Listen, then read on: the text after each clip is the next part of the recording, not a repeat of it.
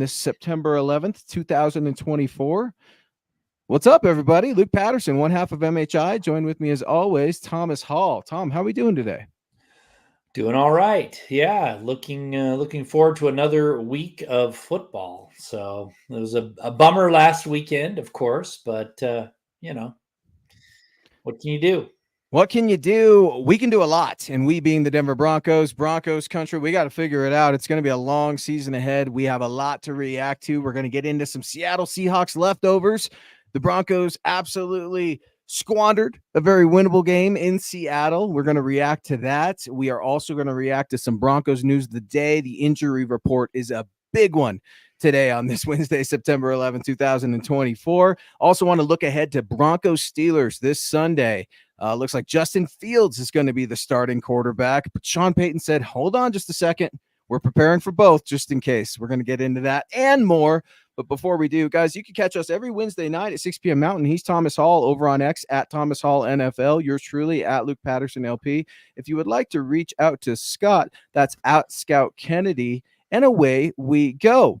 Broncos country, here we are. Week one is in the books as the Broncos suffered their first loss. And I say the word suffered, Tom, because that's exactly what it felt like. 26-20, a game in which the Denver Broncos defense scored 4 points, 2 safeties, an interception, 2 sacks, and somehow the Broncos still lose the game.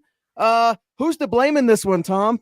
Yeah, I mean, it seemed like a lot of blame to go around, I guess, but I mean, it was a weird game. I mean, the special teams seemed to come up fairly decent for them, and the offense just sputtered. So, I mean, if in a performance like that, you got to put the blame on the head coach, right? He's in charge of everything. He should be the one that gets them prepared, has the right game plan, and make sure that everything's clicking. And it wasn't. So, I mean, that's where you got to start with. Well, it was so funny, you're very mild-mannered, you're very reasonable. You're one of my best friends because of those traits. And I head on over to X and I see you've got people all wound up, all wired up because you basically put this on Sean Payton. And Tom, I have to tell you this. I agree with you, and I am a Sean Payton guy. I was so disappointed. One of my keys to victories against the Seattle Seahawks was the fact that you could lean on Sean Payton being a head coach since 2006. Yeah, there was an off year, and yeah, there was Russell Wilson and whatever happened last year.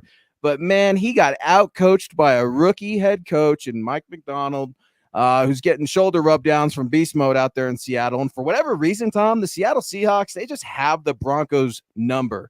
I'm ashamed to say I picked the Broncos to win that game, and I do mean ashamed because there was nothing productive about that offense. There were 0 yards after catch, really, rallying to the football from a Seattle defense aspect. That's the way you play defense. If there are any coaches in the room, you got kids playing football, that's how you rally to the defense. Superb wrap-up tackling. But just absolutely disgusting that the Seahawks gift-wrapped this game to the Denver Broncos. And Sean Payton, the guy that I wanted here, Tom, I wanted Sean. He was my guy. I said, You can lean on him. He's going to know what to do. He's going to shock everybody. Left me eating crow. Yeah, and I mean, there was a lot of things to question about it, right? I mean, why wasn't Mims out there more? I mean, he's supposed to be your dynamic playmaker. He only played a handful of snaps on offense. I think it was one of those things where it seemed like they were clicking. I mean, they got the interception. They were, moving the ball on the ground. Then Javonte slips, and then it just kind of stalled. And then from there, the offense never really got going again until the very end of the game. So it was a very strange turn of events. But yeah, I mean, there was some things to question about how they came about into this game plan. I mean, I get it that I like Vele, a big target.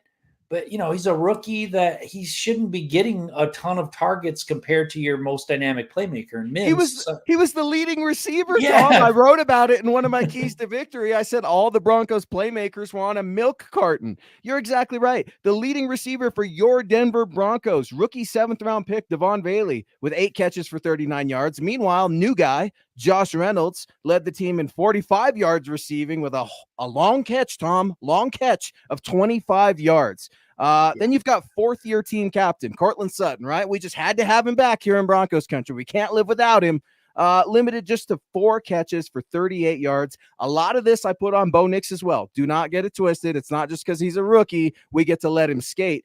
But you bring up Marvin Mims, and that has been very frustrating. We'll get to Marvin Mims in just a second. But before we do, our own DVA, you can read about the Broncos' latest power rankings, or lack thereof, over at milehighhuddle.com, saying, "Sup, Broncos country." Make sure you hit that like button on the way in, share on all platforms, and please subscribe if you have not done so already. And David Papa Bear kicking us off. What's going on, David? I hope to see you next weekend. MHH meet and greet this Sunday.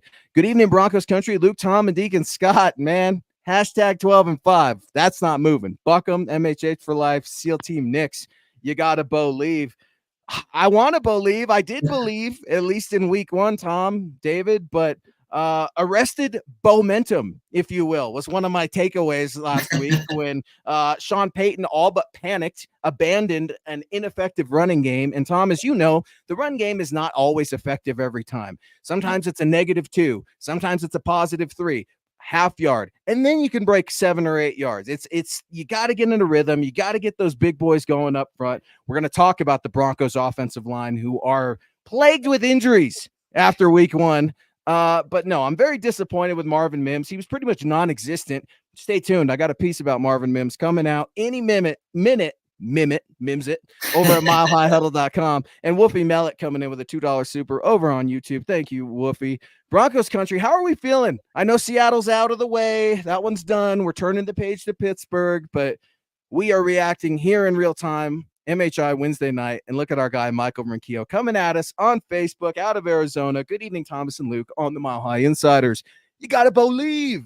God bless Bo Nix, and go Bo Broncos. Tom, what are your expectations for Bo Nix and Sean Payton, who make their 2024 debut in front of Broncos country this Sunday against the Pittsburgh Steelers?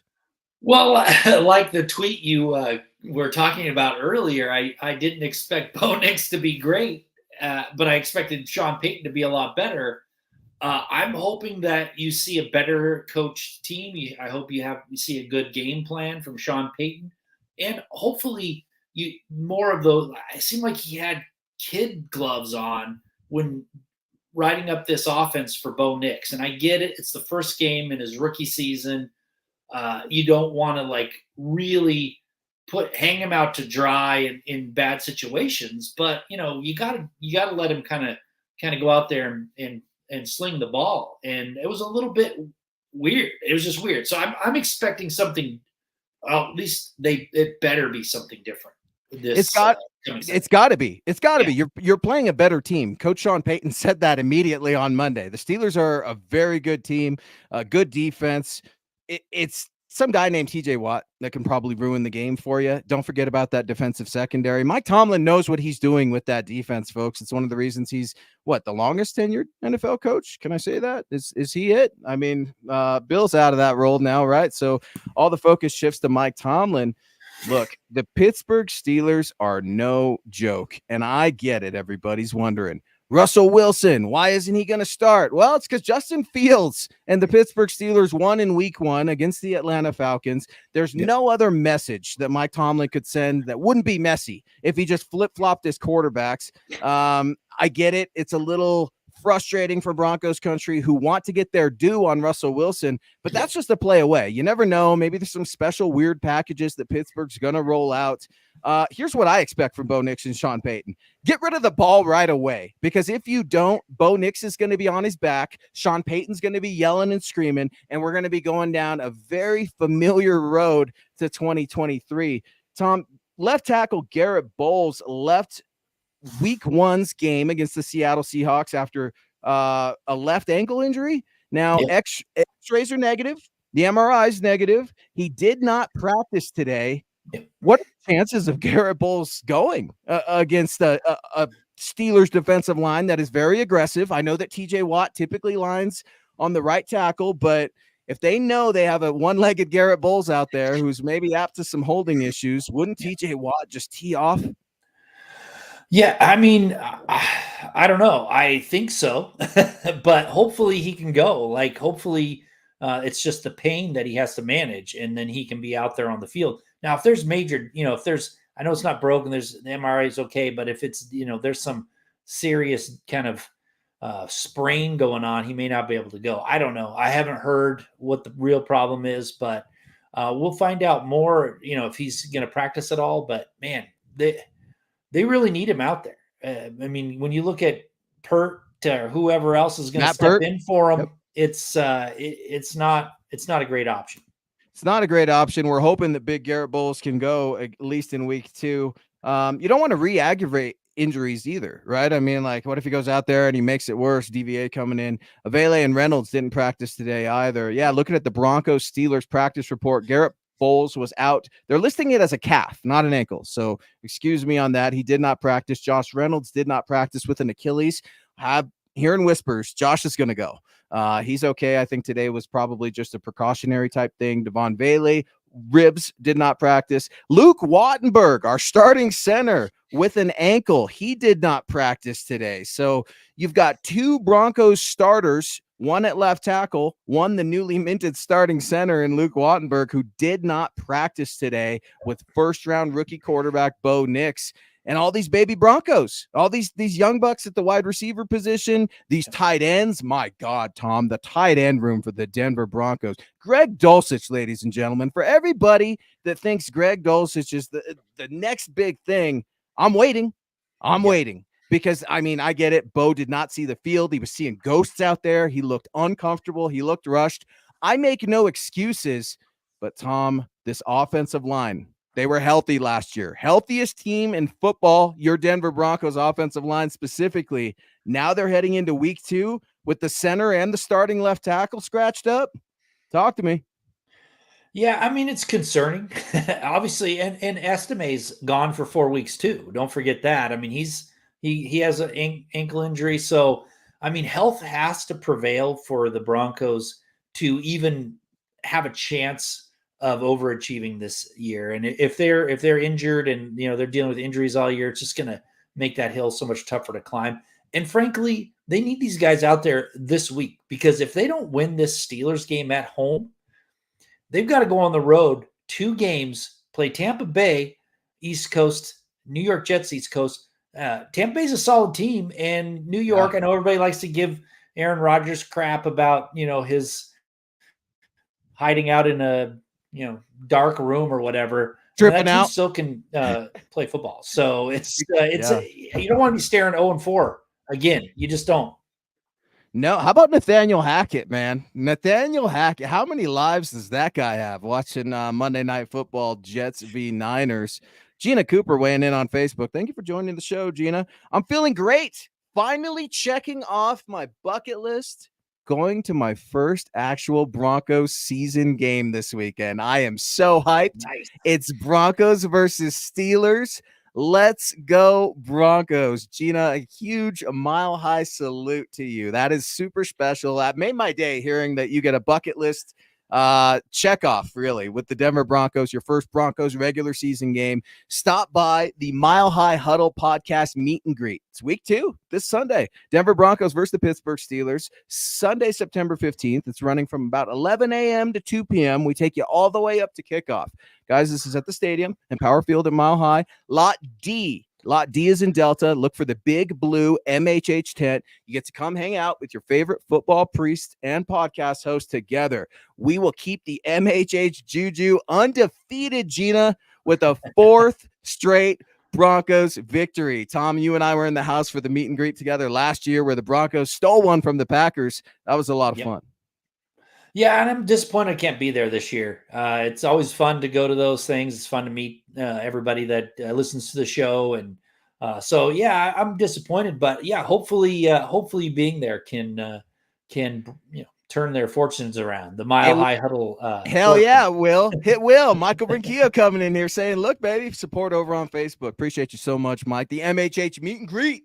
It's still undefeated. And we need that good juju. We need those good vibes, because the Pittsburgh Steelers, not only are they one of the better teams every year, year in and year out of the NFL, but their fan base is insufferable, Tom. They travel. They're the best traveled fan base, right? I mean, last year, you and I can remember complaining, looking at all the green and yellow in the stadium. Yep. That's nothing compared to that damn terrible towel that's going to be out there this Sunday in Denver. These Steelers fans are everywhere. They can't stand the Broncos. I know it's not necessarily like a division rival or a conference rival per se, but it's got a lot of feelings to it. It's got a lot of history to it when you look back over the years. Steelers versus Broncos. Then you sprinkle in some elements. Mike Tomlin v. Sean Payton, Russell Wilson on the bench. What are his antics going to look like on the bench, Tom? I don't know if you caught any of the Falcons game. Scott, I watched it all 4 quarters last week. Falcons versus Steelers. What a goof. What a goof Russ is, right? I mean, you're the emergency quarterback. You're inactive, I guess. You're still padded up. You're taking ghost snaps. You're going through plays. And then I saw the punter get hurt for the Pittsburgh Steelers, and the training staff goes over. Well, wouldn't you know it, 2 minutes later, Russell Wilson comes over with the training staff also. And it's just like, what is this guy doing?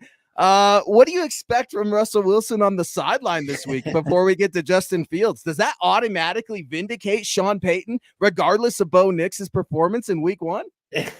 Well, it's something to laugh about, that's for sure. I mean, I couldn't really believe it. I mean, I can, because he does some odd things for sure. But that was odd since he wasn't going to be able to get in the game. He was inactive. You don't get that emergency quarterback anymore where you can make him inactive and then put him in, from what I understand from the new rules. So there was no way he was going in the game. To be all padded up was kind of odd. But I get his, I also kind of get why he wants to try and always be doing the same thing, I guess, but it still was weird. So we'll see. I mean, if he's inactive again, if he's hurt and inactive again, we might see him on the sidelines and pads again. It's so weird. Here's the thing, and I know we're making fun of Russ. With the way Justin Fields plays football, the amount of hits that he takes, I think he can be very reckless, to be honest with you, watching him play. And it's going to look a lot like 2 college quarterbacks, I think, on Sunday out there, in Justin Fields and Bo Nix. I don't think you're going to see a ton of Tom Brady v. Pat Mahomes intellectual offense out there. I think you're going to be looking for some easy mismatches. You're going to be looking to get rid of the ball. You're going to be looking to withstand TJ Watt. It's going to be interesting. Benjamin Flores weighing in real quick on the Russell Wilson inactive in full pads was just ridiculous. And doesn't it feel good now, Broncos country, that we're on the other side of that we've joined the 12th man in a sense in poking fun at Russ Wilson? It's no longer us. We're not sitting there with our hand in the cookie jar anymore, Tom. That's somebody else's problem. But look, Justin Fields is just a play away, like every other NFL starter, from being injured. Enter Russell Wilson. That was interesting to hear Sean Payton talk today about that. He said, quote, "You prepare for both. You have a plan for both. But right now we're preparing for Justin Fields." Yeah, and I mean, Justin Fields is really doesn't scare me as a passer too much, but I mean, we watched Geno Smith run for a long touchdown, and that was unexpected. And Justin Fields is going to offer a lot more with his legs than Geno Smith. So it's an interesting matchup. The Broncos defense had better be prepared for a running game this time around. I mean, they seem like they just kind of let Kenneth Walker run and Geno Smith run all they wanted at the second half of that game. 100%. Vance Joseph has proven he still can't stop the run. I mean, that was another one of my takeaways last week over myhuddle.com. The Denver D fizzled out late. They started red hot. I mean, Kenneth Walker, you mentioned it. He averaged 5.2 yards per carry against your Denver Broncos defense. Seattle rushed a total 33 times, 146 yards, 2 tutties on the ground. Phil McLaughlin, one of our friends, weighing in over on Facebook. What's going on, Phil? Good evening, Luke, Thomas, and Scott. Do you guys think we will balance out the run/pass plays? For the love of God, I hope so, Phil. At least that's what Coach said today at the podium. He's been talking about it all week since Monday. Now, he did come out and, try to move the finger around a little bit, and then he ultimately accepted some responsibility. Look, he's the play caller. You cannot pass anything off.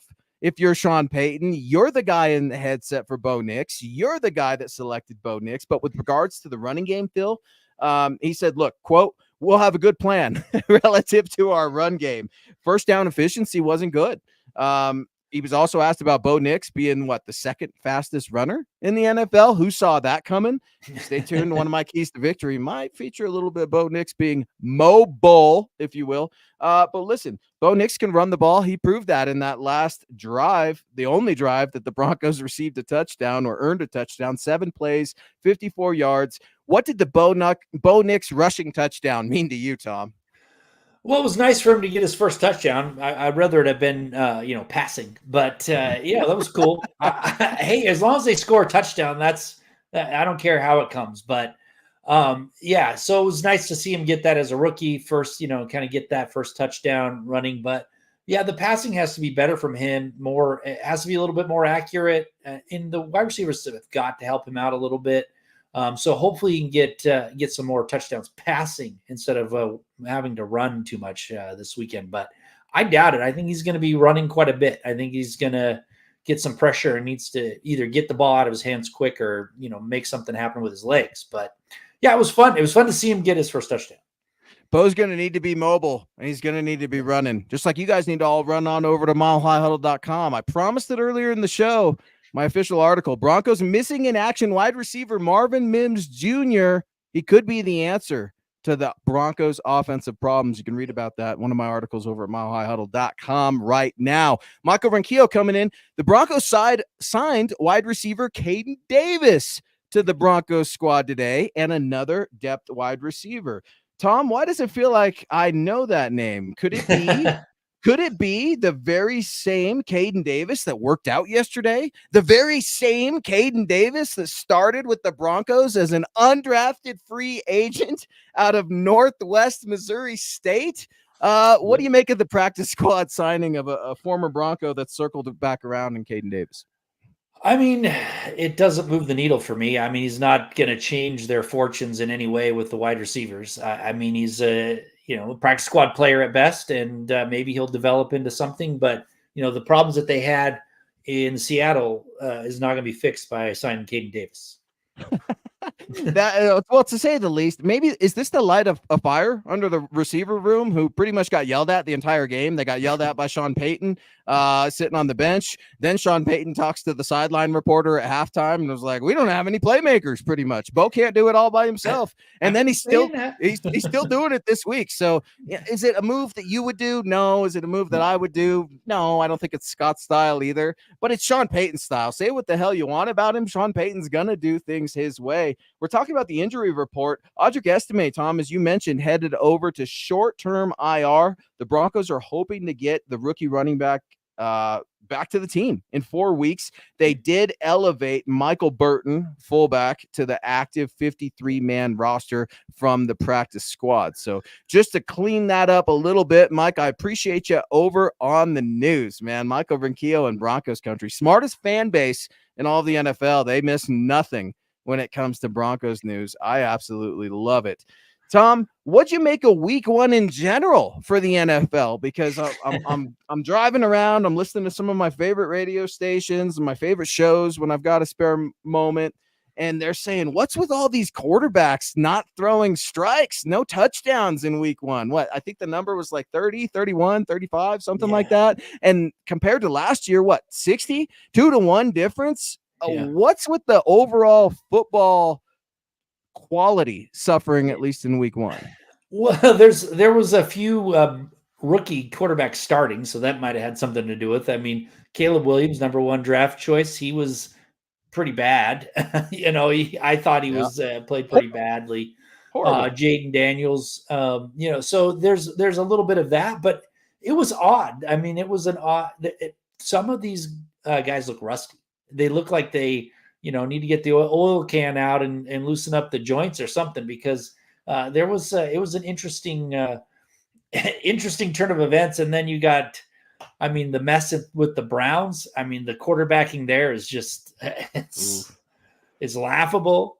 So it was just, one of those things that happens in week one that, you just kind of laugh at. And then, come October, you start to see, what all these players are made of, really, and the teams themselves. So. That's a good way to bring it up, Tom, and kind of summarize it, because these guys aren't calloused. They're coming out of training camp. They're coming out of the preseason where they're really not playing a lot. The product will get better. We'll react to some of the rules too. I want to hear from Broncos country. What'd you make of the new dynamic kickoff rules? Were they as dynamic as we thought they'd be? What did you think? Let us know over in the comments. Mikey coming in over on YouTube. Thanks for the support, man. Great show, guys. Go Broncos. Go Broncos is right. I expect Sunday to be absolutely electric at Empower Field at Mile High against the Pittsburgh Steelers as the Denver Broncos make their 2024 debut in front of Broncos country. We hope you guys rock with us over at the MHH Meet and Greet Stadium Lot D. Come hang out with us. Wrap football as we take you up to kickoff. Mike coming back in. The Broncos also worked out wide receiver Denzel Mims today. That workout was yesterday, but you are correct. Another former Denver Bronco, Michael Rinquillo, and Mike keeping an eye. Look, Bill brought up a good point, I think, in the chat here. We're working, or Todd rather, we're working out all these wide receivers that the Broncos used to have. Tim Patrick's still on the Lions practice squad, right? I mean, surely another big-bodied wide receiver would do the trick. Well, they need someone who can get some separation is what they need. I mean, anyone that can get some separation is already going to have done a better job than what the Broncos receivers did in Seattle. I mean, it was not a good showing for the wide receivers at all, and the tight ends for that matter. I thought it was pretty lousy all around, and yeah, and then you then add in the fact that they decided to give up on the running game at the halftime. That just pretty much killed their chances in my perspective. Well, what's the running game going to look like? Because with Audric Estime, Broncos rookie, being moved to short-term IR today, they've got 3 running backs as it sits today on the active roster, right? You got Javonte Williams, Jaleel McLaughlin, and then rookie Blake Watson. Now, Tyler Beatty is still available as a game day elevation over on the practice squad. I don't know why they went away from Javonte Williams and decided that Jaleel McLaughlin would be the bell cow running back between the tackles, Tom. He is undersized. It's not part of his game. I absolutely couldn't stand it. It just felt so many times like Sean Payton was trying to just jam Jaleel McLaughlin in, and he was going to prove everybody wrong. When we do run it, which wasn't very much, it's going to be with Jaleel, and we're going to be successful. And when it wasn't working out, he completely panicked. You brought up Javonte slipping. He talked about that in the post game. I thought that was a little odd. Now, it was honest, but Javonte's not the type of guy that makes excuses ever. Right. So I'm hoping Javonte Williams can be that bell cow running back. But who do you think, if anybody, the Broncos bring up from the running back practice squad? Well, I don't think they'll bring anybody up. No, you don't think they're going to carry 4? I think they'll just have the 3 that are on there for now, for this game anyway. Okay. And unless someone gets injured in practice, I don't see them bring anyone up. I think Sean Payton likes Blake Watson. And as long as Javonte can be, the heavy hitter and have those 2 guys come in and change the pace. The one thing that does worry me a little bit is third down sets. I don't know about Blake Watson's, blocking skills in those situations. I know Jaleel McLaughlin kind of struggles with it a little bit. So in that respect, you might want to bring somebody up, but who? I mean, I don't know if Beatty offers you any more in particular department. So for me, they're just going to try and go with it and see what happens.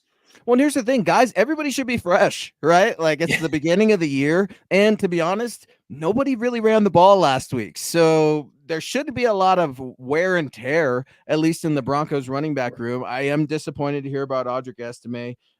Short-term IR, the Broncos are hoping to get him back in 4 weeks. My biggest concern goes over to that Broncos O-line, right? With Luke Wattenberg not practicing today with an ankle. You have Garrett Bowles not practicing at the left tackle position with a calf, an injury that forced him to leave the game. Now, coach was a little snippy about it this week, as he usually is, talking about the x-rays being negative, the MRI being negative. He called it a contusion. I'm hoping that both of those starting offensive linemen can go. Otherwise, Bo Nix, you better be running, because you'll have no choice. If you want to have some shred of preservation, you're going to be moving. William James Baker coming in. Speaking of moving across the pond, Luke and Thomas, London calling. What an opening week. Lots of positives to take out of the game. Looking forward to week 2. Are there any trades that you'd like to see after week 1? I mean, it would be nice to trade for a wide receiver that has some dynamic playmaking skills, but it's not going to happen. I mean, they don't have anything to trade. That's unless they want to mortgage their draft picks in the future to get somebody.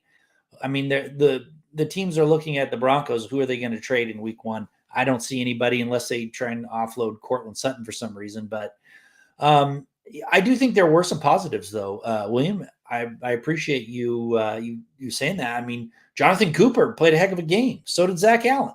They disappeared in the second half, I think, for the most part. Not totally, but they weren't as effective or impactful. But so it's promising. That's the one thing that I was so worried about is edge rushers or the pass rush, and it looks like they can generate it. So we'll have to see how that if that evolves and gets better in the fourth quarter when they really need it. We'll see in the next few games. I completely agree. I was surprised. And thanks for Yeah. tuning in, William. And thank you for your support.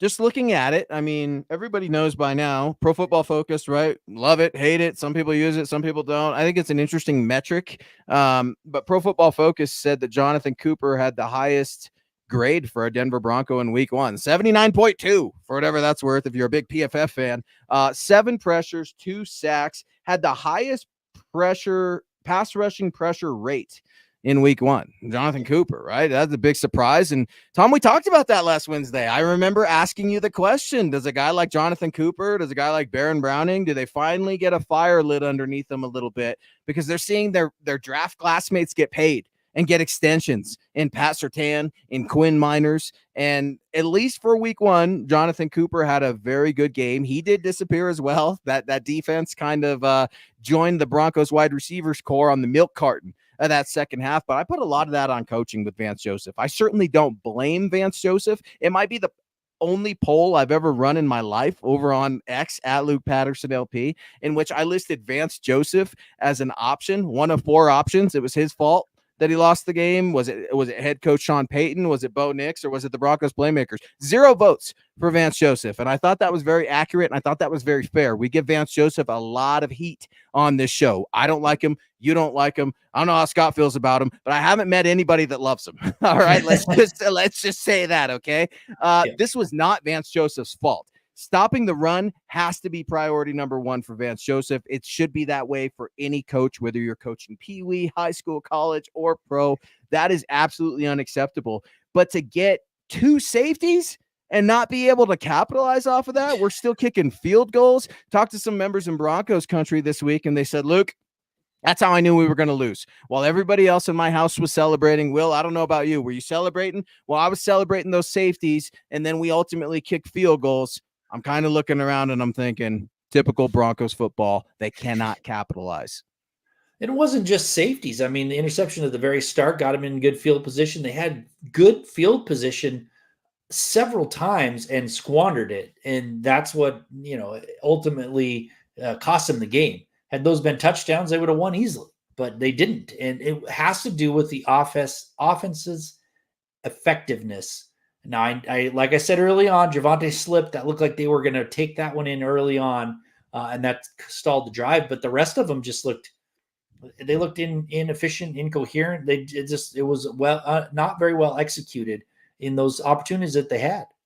Well, an estimate, he busted out a nice little run there before he got hurt too, right? I mean, like, I'm thinking, okay, there are bruisers. They're going to start pounding and they're going to try to figure it out. Leonard Williams, one of my keys to victory out of anybody on that defense. You got to stop him. He was an absolute game wrecker. Mike E coming back. Thank you, Mike Edel, over on YouTube. Really appreciate your support, man.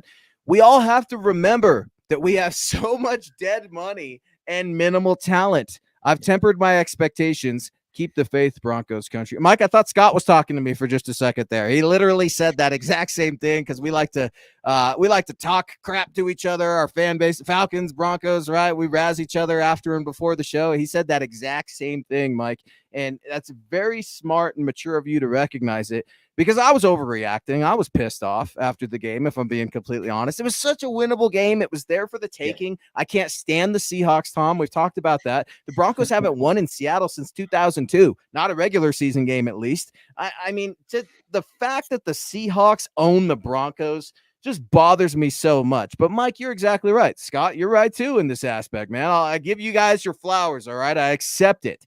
It's not about 2024 for the Denver Broncos.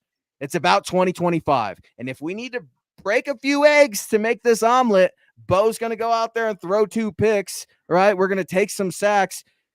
Damn it, so be it, because we need to get over some of these learning curves. We need to field some of these injuries, right? These learning injuries, if you will, and move on. Yep, absolutely. I mean, that's not the only thing. I mean, that has this season. I've been looking at the season as one of those kind of not improved seasons, right? Like wins, losses, because the dead money. You talk about that. You have a rookie quarterback. It's going to be a lot of growing pains going through it. You've got a young team. You've got some. You don't have a lot of skill at the playmaker position, or elite skills anyway. So there was a lot of things to think about. And you're right. I think this year, although you want to win, what you want to see is an improvement in those young players, especially Bo Nix, to see kind of gauge where you're at for next year when you can go out and bring in some other talent, hopefully, to fill out your roster with some better players. Well, you've got to let the bad plays go. I really like that. Keep the faith, Broncos country, at the end of that there. And it made me start thinking right away, what's it going to feel like to have a crowd rooting for Bo Nix? What's it going to look like seeing Bo Nix out there as your starting quarterback? It's all new. We didn't get to experience that. We being Broncos country, or at least the 5 Broncos fans that were there in Seattle last Sunday, they got to witness it. But it's a new chapter. It's going to feel new. It literally looks new because there's new guys out there. The jerseys are new. I mean, there are a lot of reasons to be excited and to turn the page from week 1. Phil McLaughlin circling back around over on Facebook. Thank you so much for all the support, Phil. Are we going to put a spy on Justin Fields? I am still disappointed in Vance Joseph. The second half, he did not adjust like Seattle did. Listen, Phil, you're exactly right. Vance Joseph is not known for his adjustments. And when we lament over Vance Joseph not being able to stop running the football, and you've got a running quarterback coming in to your house in regular season week number 2, your home opener, Denver Broncos. If you're the Steelers, you almost go right at Vance Joseph's defense with Najee Harris, with Justin Fields. Is that the plan? Is that the plan for Mike Tomlin? Are we just going to run the football down the Broncos' throats and embarrass them, and then get Justin Fields passing, get his confidence up? Or how would you stop Justin Fields? Well, yeah, you have to stop run first. I mean, because he's not been a very good passer in his career. I mean, I know he's gotten a little bit better, but he's still been one of the worst quarterbacks. If you look at, statistics across eras, he's been one of the worst in the first 3 years of his career. So, I'm not afraid of his passing. But if with their stout defense, if they can get their running game going, it's the defense. I mean, the Broncos are going to be in trouble. And so they have to stop the run. They have to make Justin Fields beat him. And if he does, okay, fine. But don't let them run 160 yards on you and ease into victory. That's the thing. Well, that's just it, man. And when you look at it, right, Kenneth Walker, I just got done complaining 5.2 yards per carry. Well, Justin Fields ran the ball 14 times against the Atlanta Falcons. Not a ton of dynamic runs, if you will, but he picked up 57 yards, averaged about 4 yards a carry, long run of 12. So the Falcons defense did a decent job trying to contain him. He didn't run wild all over him, but you look at him as a passer, and you're exactly right, Tom. I mean, not a ton to be impressed with, but the stat line looked pretty good. 17 for 23 for 156 yards. Look, if you're Jonathan Cooper, you're a Broncos pass rusher, you're a defensive lineman, you're not screaming into the defensive backfield. You almost need to slide left and right laterally along that line of scrimmage. There needs to be some sort of contain on Justin Fields, whether he's running to the left, whether he's running to the right. So many times you see defenders that are so eager to get upfield and get after the quarterback that they over pursue and they get too deep in their pass rush. Once you're too deep in your pass rush, it's completely over at this level in the league. So do they put a spy on Fields? I don't think so, Phil. And the reason I say that is because I don't know that the Broncos have a linebacker that's athletic enough to spy Justin Fields, Tom. I'm not trying to put that as a slight. I know Alex Singleton, everybody loves him, team captain, right? Got an interception, played pretty decent. But I don't see Alex Singleton matching up well as a spy against Justin Fields. I don't know what the defensive game plan is if you're Vance Joseph, because namely, I just don't like him and I can't figure it out. Yeah, I mean, you've got to be careful with your when you're doing the pass rush. Like you said, you got to stay in your kind of lane, so to speak, so you're not leaving a wide open running space for Justin Fields to take off. Because I mean, let's face it, if he has room to run, he's gonna run. I mean, he is a running quarterback. There's no doubt about it. So he's gonna default to his legs as soon as possible, and yeah, you don't want him to be beating you with his legs for sure. Make him pass. No, and it's so funny. Scott's reminding me. Did you see Warren Sharp's tweet about Justin Fields' pass chart? He said I didn't. he looks like a pitcher who's about to be sent to the minors, because when you actually look at the graphic, it's everything to the left and the right, and the middle of the field is wide open. It's one of my favorite things to do pre-snap is try to read these NFL defenses from my couch or watching film, right? And you try to figure out cover 2, cover 4, the soft shell. What is it? And usually the first thing I'm looking for, middle field open. There it is. The middle of the field is wide open.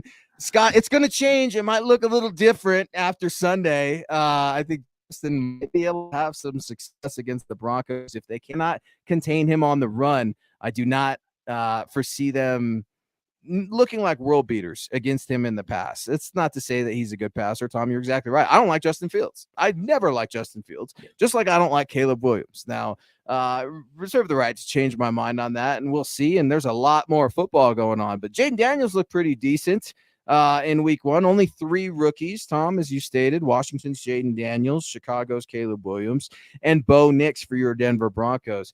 Here's the thing, Bo, that wasn't good enough. Not at all. You were uncomfortable. You were nervous. And I think at times you took on the energy of your head coach. We talk about that a lot in this show, playing in the image of Sean Payton. Well, Sean Payton panicked. And I think Sean Payton's panic made Bo Nix panic. And we can't have it. Now, the Broncos ultimately ran out of some time. And, but you know, Tom, you can't tell me you didn't want to see just one more possession.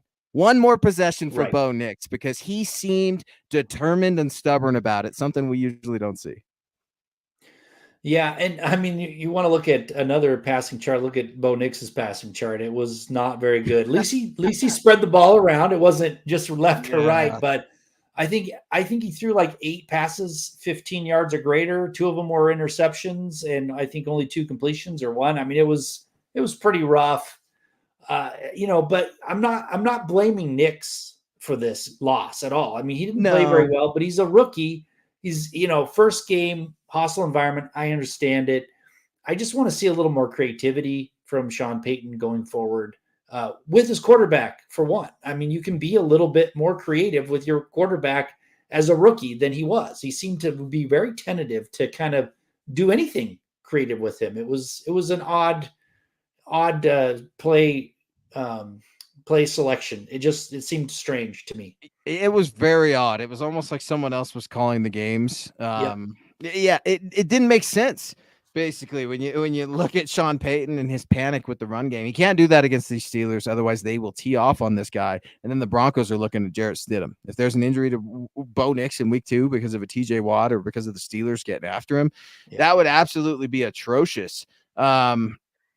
It's one of these things, man, where you're right. You don't blame Bo Nix, but I definitely hold him accountable. He had his hand in that. Anytime you're the starting quarterback of a team and you throw 2 interceptions, you miss a ton of receivers. Now his receivers did him no favors. And look, I'm hoping Marvin Mims, we can get on the right track. You can read my latest article about Marvin up at milehighhuddle.com right now. He was pretty much non-existent in the Broncos offense. He did return a few kicks, I guess, a few punts, nothing super dynamic in that aspect. But what if we just feed him like a baby, just spoon feed him just a little bit, Marvin Mims? What do I mean by that? How about a reverse? How about a handoff? Something. Get him involved, because these type of dynamic playmakers, these underutilized, undersized 4.38 40-yard dash speed demons, their favorite thing, it's open field and open grass. And maybe you got to get his confidence up. I don't know what's going on with Marvin Mims. I heard reports over at training camp. He was yelling at the receiver coach. Maybe there was a helmet tossed, frustration going on. I don't know.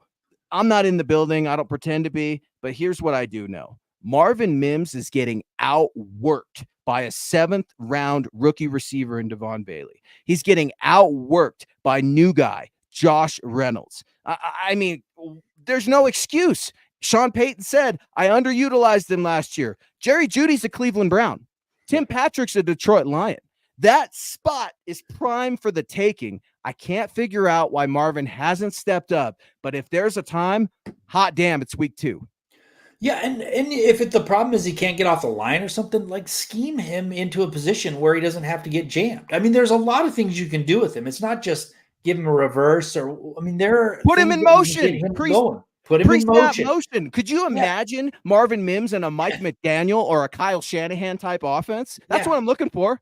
Right. And maybe he's disgruntled for some reason and it's ticking off the coach. So he's like punishing him. I don't know. But the name of the game is winning football games. And you're not going to win it with the wide receiver performance that we saw last weekend. Just not going to happen. So you got to sometimes just, figure it out. You're the leader. Figure out how to make this, whatever problem's happening, go away somehow, get him back on the field, get him some targets, get him going and see what happens. I mean, you traded up for him, for crying out loud, like you just said. You traded up for him in the second round. Go out, go get him the ball. It's just see what he can do. Well, and you're not going to make a career with that Pro Bowl returner nod that you earned as a rookie. I'm sorry. Nicest guy in the world. I was pumped that you earned a Pro Bowl nod last year as a returner for whatever that's worth, but Pro Bowls don't mean a ton when it comes to longevity and keeping a career in the league.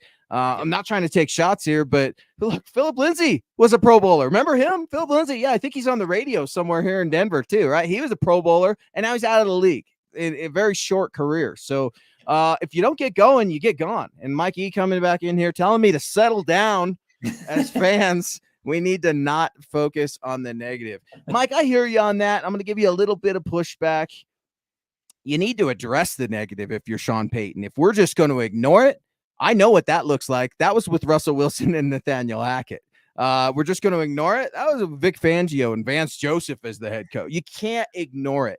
You need to address it, and you need to be able to turn the page. Now, Mike, there's something to that.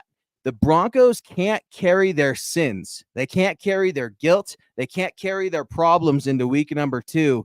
Otherwise, everything's just going to have a cascading effect where things are going to hell quickly.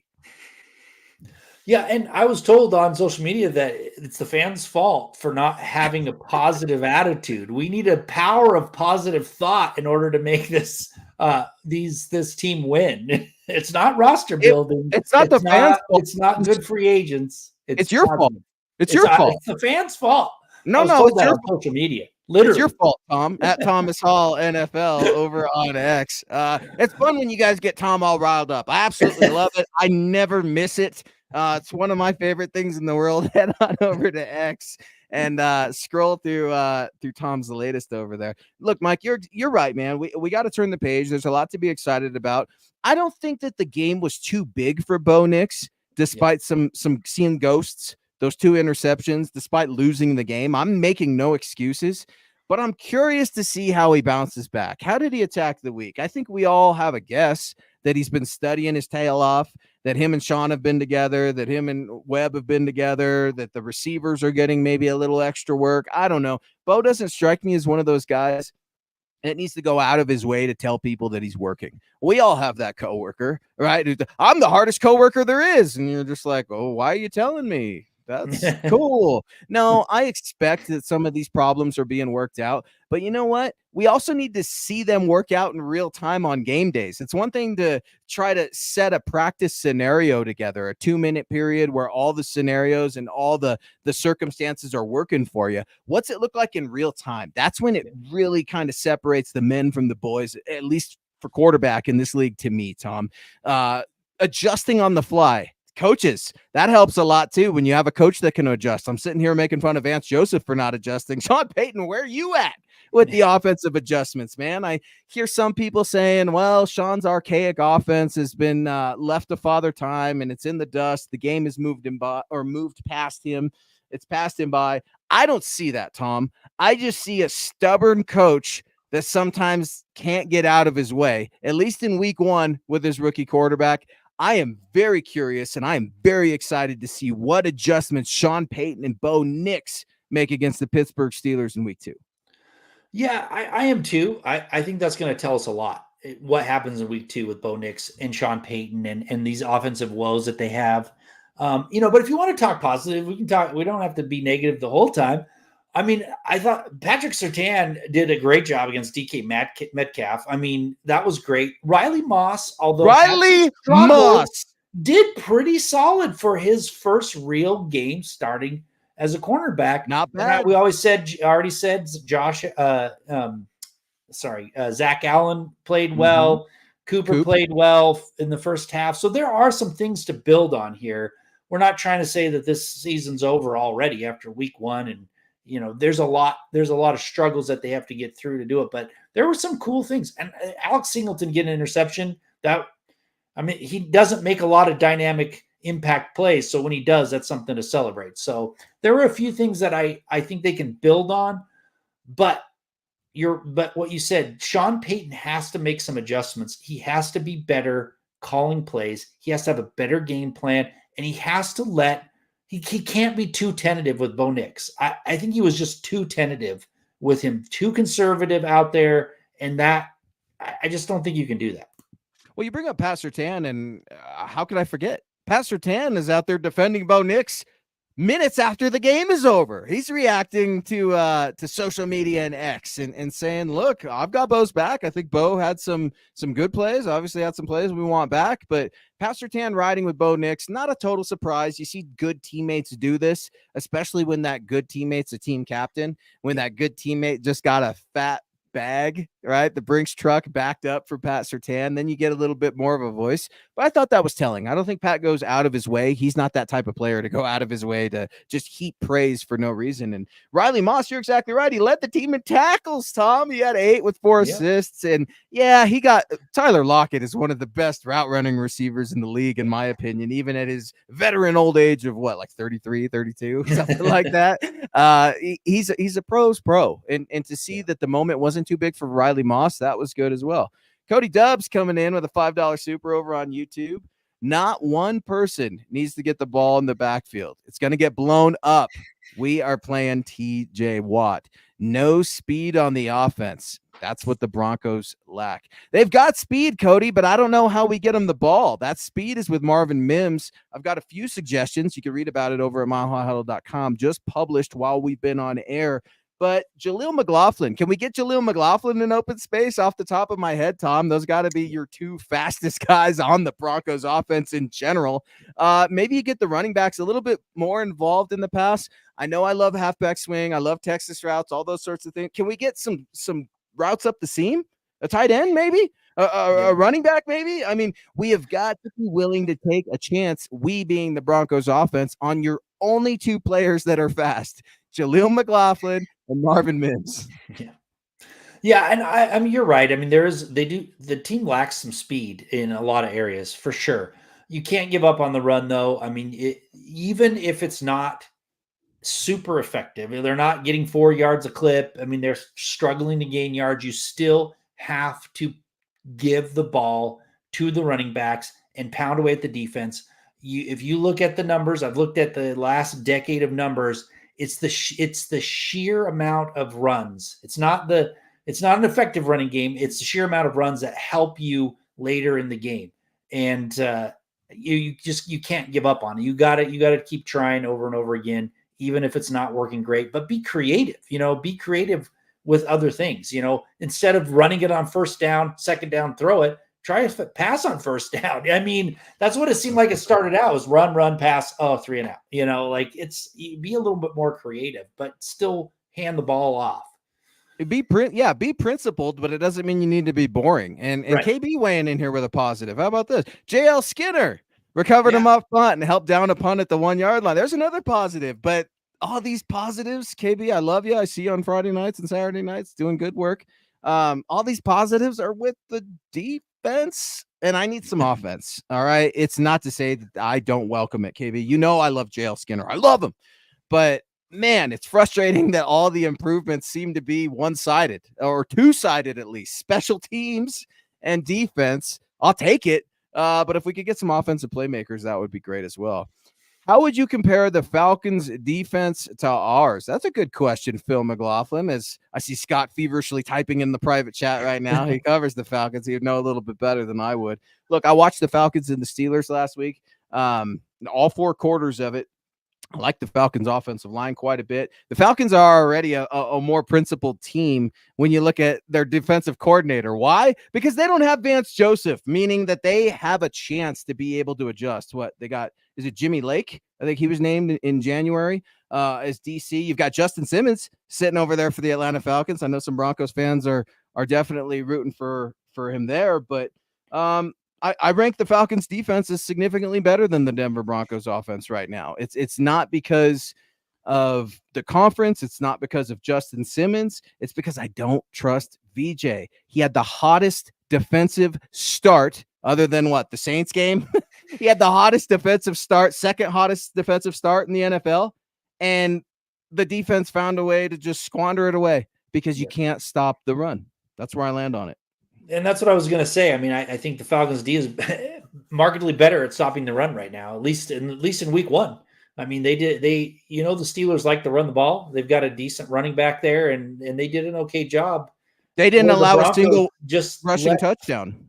Yeah, and Kenneth Walker just decided to run all over them. And so that, to me, is a big difference that you see from week 1 anyway. I mean, I don't know if I can go along and compare all the players in that kind of thing, but at least the results from what you saw, their run defense better. Cody Dubs coming in, answering my question. Why isn't Marvin Mims more involved? Head on over to MHH.com. He's saying Mims can't block and can only do one thing. Maybe that one thing is returning. And if so, I need him to do a better job. Now, Marvin Mims, we talked about it, Pro Bowl returner in 2023. What does that mean for 2024? Get in the end zone. That would help. There were a lot of games last year in which Marvin Mims and the special teams unit helped the Broncos get over that hump.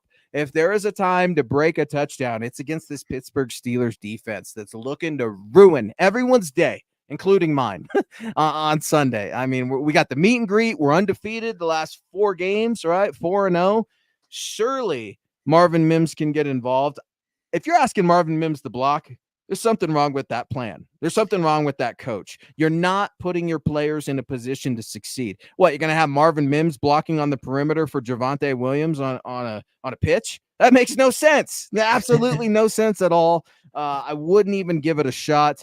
So Marvin Mims and his inability to block doesn't necessarily bother me, but his inability to seize the day, if you will, to carpe diem it in that Broncos wide receiver room, it just frustrates me and makes me mad because I talked about it. Jerry Jeudy, gone. Tim Patrick, gone. Cortland Sutton, missing in action. Reynolds and new guy, Devon Bailey, are our only players in week 1 that look to exist.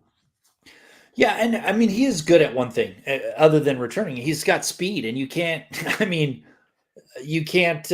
coach speed, right? I mean, you can a little bit, but if you got natural talent and speed, you got to get him out there to stretch the field at least. I mean, at the very least, you got to do something because the Broncos receivers were not doing well. That's just plain and simple. They had a terrible game. They couldn't get separation. Nobody respected the speed of any of the receivers out there. So at the very least, get him out there and try and stretch the field a little bit.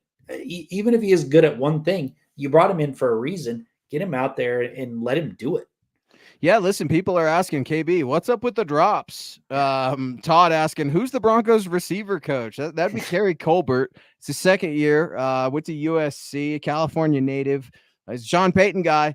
Read a little bit about him in my article over at MHH. There was some rumblings with him and Marvin Mims. I mean, it is what it is. We've all been frustrated. We've all yelled at each other, raised our voices. Tom and I yell at each other every Wednesday night, 6 p.m. Mountain. Scott and I and Tom, we all yell at each other after the show and when it's done. So no, it's not the receivers coach. I see where you guys are going on this one. I mean, it ultimately falls on Sean Payton, right? We can make fun of Vance Joseph all we want. Vance Joseph didn't hire himself for a part 2, a part 3 with the Broncos. That's Sean Payton. So all of this comes back to Sean Payton. I make no excuses. I'm still happy he's our guy, but I'm curious, and the expectations are there. I need to see some improvement from Sean Payton. I need to see some improvement from Bo Nix. What's it going to look like? Can Garrett Bowles go starting left tackle? Starting center, Luke Wattenberg, is he going to go? There are a lot of questions as the Pittsburgh Steelers come to town.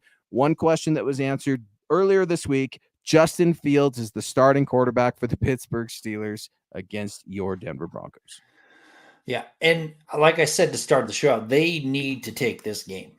If they have any hopes of doing anything, this is the one that they have to win. They've got 3 out of the 4 on the road. Those are never easy. So this is the one that they got to take. And if not, I mean, who knows? It could be 1-3, it could be 0-4. I mean, it doesn't look great. So yeah, you're exactly right, Tom. My old coach used to say, Dave Logan, voice of the Broncos, you protect the barn. You do not lose at home. And that's where you start to create a culture. That's where you start to create an identity. Speaking of culture and identity, guys, we want to see you at the Mile High Huddle podcast meet and greet. It's this Sunday, September 15th from 11 a.m. up to kickoff at 2 p.m. in Power Field at Mile High Stadium. That's Lot D as in Delta. Look for the big blue MHH tent. Come hang out with your football priest and favorite podcast host. Together, we're going to keep this MHH juju undefeated with a 4th straight Broncos victory. If you'd like to reach out to Tom over on X, you can rap football anytime, or you can just give him a hard time. That's at Thomas Hall NFL. Yours truly at Luke Patterson LP. Don't forget Nick and Scott, Broncos for Breakfast. If you'd like to reach out to Scott, that's at Scout Kennedy, at Nick Kendall MHH as well. Just real quick on the way out, September 11th, the day we'll never forget. I know it means so many different things to so many different people, but I just wanted to say I appreciate everybody rocking with us. Thank you for allowing me this opportunity to get some much needed frustration out on a Wednesday, every Wednesday on MHI, but specifically 9/11. Tom, are you in? Oh, we may have lost Tom. Sorry. Yeah, I was having some trouble with hearing you. So something happened with my internet. So sorry about that. You're good. You're good. We're getting ready to get on the way out, and Cody Dubs is sending us a $2 super. Can Cortland Sutton show that he can get open if he's a true number 1? He had better. I mean, He's 4th-year captain. You're a leader in the locker room. Time will tell. Maybe that's a prop bet, Cody. You should look into that. Cortland Sutton, anytime touchdown against the Pittsburgh Steelers. Really appreciate all the support on the show tonight. Guys, head on over to milehighhuddle.com. Check out all of our latest. Dylan's got some articles up. Tom's got some articles coming out shortly. I have an article that's published on Marvin Mims, how we can get him more involved right now. Stay tuned for the rest of the podcast. Again, I want to see you guys at the meet and greet. Thank you so much. Give the mothership a follow at Mile High Huddle. Again, reach out to Tom at Thomas Hall NFL. Yours truly at Luke Patterson LP and at Scout Kennedy. Broncos country into week 2 against those Pittsburgh Steelers. MHH meet and greet. This is the way. This is the way.